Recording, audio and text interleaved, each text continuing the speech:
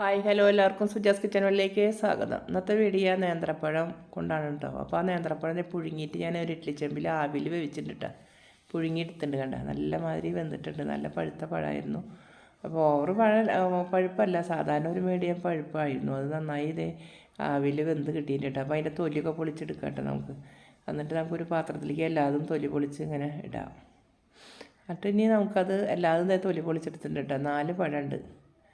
ആ 4 പഴത്തിന് ഇങ്ങനെ ഉടച്ചെടുക്കാം കേട്ടോ. നന്നായി ചൂടോട് കൂടി ആകുമ്പോൾ ഉടഞ്ഞ് വേഗം കിട്ടും കേട്ടോ. ചൂടാറിനാലും മുന്നേ ഉടയ്ക്കാൻ നല്ലത്, അല്ലെങ്കിൽ അങ്ങനെ കല്ലച്ച പോലെയ്ക്കും. അപ്പോൾ ചൂടോട് കൂടി ഇങ്ങനെ നമുക്ക് ഉടച്ചു കൊടുത്താൽ വേഗം കയ്യിലുകൊണ്ട് കണ്ട ഉടഞ്ഞ് കിട്ടുന്നുണ്ട്. നല്ല കളറുള്ള പഴാട്ടോ, നല്ല നാടൻ പഴമാണ് കിട്ടിയത്. നല്ല കളറും ഇതൊക്കെ ഉണ്ട്. അപ്പോൾ അതിനെ വേഗം നമ്മൾ ഉടച്ചെടുത്തിട്ടുണ്ട് കേട്ടോ. ഇനി അത് കൈ കൊണ്ടൊന്ന് നമുക്ക് ഇങ്ങനെ ഒന്നുകൂടി ഉടയ്ക്കണമെങ്കിൽ ഉടയ്ക്കുകയും ചെയ്യട്ടെ. ഇനി ഏലക്കായ എനിക്കൊരു ഫ്ലേവറിൻ്റെ മണത്തിന് 1/4 ടീസ്പൂൺ ഏലക്കായ ഇട്ട് കൊടുത്തു.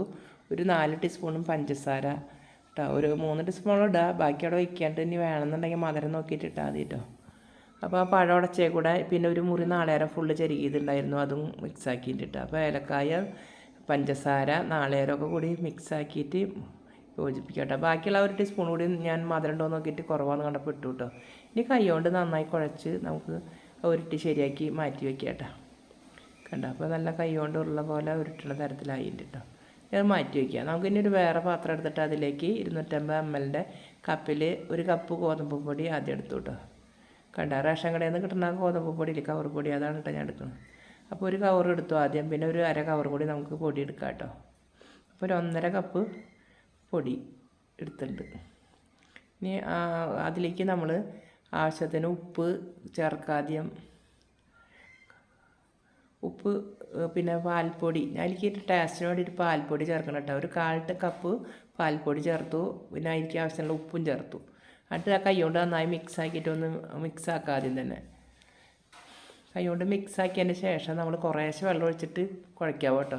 അപ്പോൾ പിന്നെ കൈമൊക്കെ ഒന്ന് ഒട്ടിപ്പിടിക്കാതിരിക്കാൻ 2 ടീസ്പൂണിന് ഓയിൽ ഒഴിക്കിയിട്ടാ. പാൽപ്പൊടി എപ്പോഴും നമ്മൾ കൈ കൊണ്ട് മിക്സാക്കിയിട്ടാണ് എപ്പോഴും പാൽപ്പൊടി ചേർക്കുകയാണെങ്കിൽ വെള്ളം ഒഴിക്കുക കേട്ടോ. അല്ലെങ്കിൽ വെള്ളം ഒഴിച്ച് ഉടനെ അത് കട്ട പിടിച്ച പോലെ ആവും.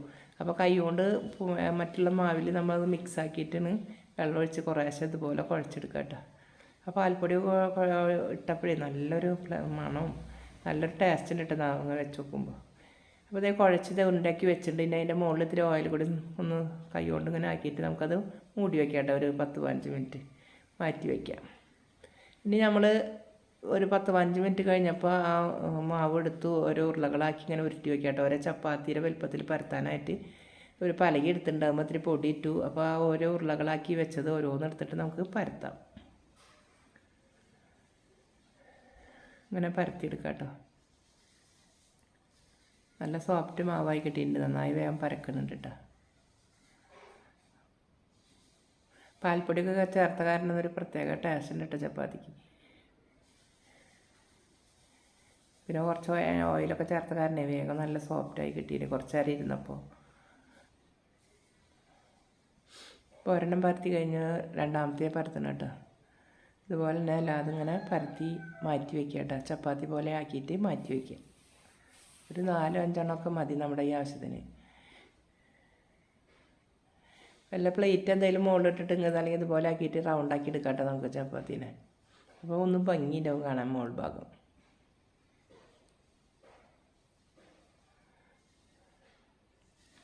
ഇങ്ങനെ റൗണ്ട് തന്നെ ചെയ്തെടുക്കാം നമുക്ക്. അപ്പോൾ കയറി ഇറങ്ങുന്ന ഭാഗമൊക്കെ പോയി കിട്ടി നല്ല റൗണ്ട് തന്നെയുള്ള ചപ്പാത്തിയായി കിട്ടും കേട്ടോ. കണ്ട ഇങ്ങനെ ഇനി 2 കൂടി ഉണ്ടാക്കും. ഇപ്പോൾ 2 ഉണ്ടാക്കി നമ്മൾ 2 കൂടി ഉണ്ടാക്കി മാറ്റി വെച്ചിട്ടുണ്ട്. ഇനി ഒരു ബട്ടർ ഒരു 50 ഗ്രാം ബട്ടർ എടുത്തിട്ട് ഒന്ന് ഉരുക്കാട്ടോ. അത് ചൂടിൽ ഒന്ന് ഫ്രിഡ്ജിലിരുന്ന കാരണം കട്ടയായിട്ടിരിക്കണം. അപ്പോൾ നമുക്ക് നോർമലായി കിട്ടാൻ വേണ്ടിയിട്ട് ഒന്ന് ഗ്യാസ് വെച്ചിട്ടൊന്ന് ഉരുക്കിയതിന് ശേഷം ഓരോ ചപ്പാത്തി ഇങ്ങനെ വെക്കുക. അതിൻ്റെ മുകളിൽ നമ്മൾ ബട്ടർ തടവി കൊടുക്കുക. അങ്ങനെ കണ്ടോ, നല്ലൊരു പ്രത്യേക ടേസ്റ്റാട്ടോ ഈ പലഹാരത്തിന്. ബട്ടറിൻ്റെ ഒക്കെ ടേസ്റ്റ് വരും, നല്ല രസമുണ്ട് കഴിക്കുക. അപ്പോൾ ബട്ടർ എല്ലാവരുടെയും പരത്തി ഒന്ന് കൊടുത്തതിന് ശേഷം നമ്മൾ അതിലേക്ക് പഴത്തിൻ്റെ ഫില്ലിങ് തയ്യാറാക്കി വെച്ചിട്ടുണ്ടല്ലോ, അത് ഫില്ലിങ്ങിന് ഉപയോഗിക്കുക കേട്ടോ. പഴം തയ്യാറാക്കിയത് കണ്ടോ. അതുപോലെ നടുവിൽ വെച്ചിട്ടൊന്ന് പരത്തി കൊടുക്കുക. അതിൻ്റെ അരികിലൊക്കെ ബട്ടറൊന്ന് തേച്ച് കൊടുക്കുക കേട്ടോ. മുകളിലൊരു ചപ്പാത്തി വെച്ച് നമ്മൾ ഒട്ടിക്കാനുള്ളതാണ്. അപ്പോൾ ഒട്ടി കിട്ടാൻ വേണ്ടിയിട്ട് മുകളിലൊരു ചപ്പാത്തി വയ്ക്കുന്നതിന് മുന്നായിട്ട് ബട്ടറൊക്കെ 4 പുറം വെച്ച് കൊടുത്തിട്ടുണ്ട് കേട്ടോ, തുടച്ച് കൊടുത്തിട്ടുണ്ട്. അപ്പോൾ അങ്ങനെ ആക്കുമ്പോൾ അമർത്തുമ്പോൾ അത് ഒട്ടി നല്ല ഭദ്രമായി കിട്ടും കേട്ടോ.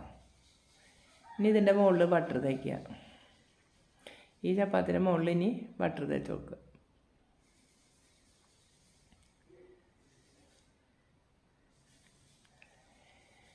ഇത് കഴിക്കാനും നല്ല രസമാണ്, കുട്ടികൾക്കൊക്കെ നല്ല ഇഷ്ടപ്പെടും കേട്ടോ. അപ്പോൾ പഴമൊക്കെ കഴിക്കാത്ത കുട്ടികളുണ്ടെങ്കിൽ ഇങ്ങനെയൊക്കെ ഉണ്ടാക്കി കൊടുത്താൽ അവർ കഴിച്ചോളൂ. ഒന്ന് ആവിയിൽ ഇത് ഇങ്ങനെ ആവിയിലും വേണമെങ്കിൽ വേവിക്കാം കേട്ടോ.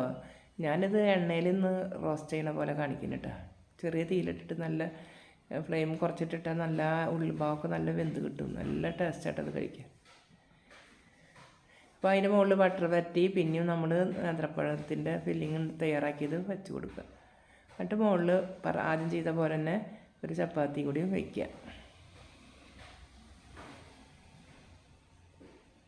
പിന്നെയും അതിൻ്റെ മുകളിൽ ബട്ടർ പരട്ട, അതിൻ്റെ മുകളിൽ പഴത്തിൻ്റെ ഫില്ലിങ് വെച്ച് അമർത്തി വേറൊരു ചപ്പാത്തി അതിൻ്റെ മുകളിൽ വെച്ച് ശരിയാക്കാം കേട്ടോ. അപ്പോൾ ഇത്തിരി ബട്ടർ ബാക്കിയുണ്ട്, അപ്പോൾ അതിൻ്റെ മുകളിൽ കൂടെ ഞാനത് ഒഴിച്ചു കൊടുക്കാം കേട്ടോ, ഫില്ലിങ്ങിൻ്റെ മുകളിൽ കൂടെ. ഇനി വയ്ക്കാനൊന്നുമില്ല. അപ്പോൾ 2 ട്രിപ്പ് 3 ട്രിപ്പായിട്ട് ഇപ്പം നമ്മളിത് ഉപയോഗിച്ചില്ല.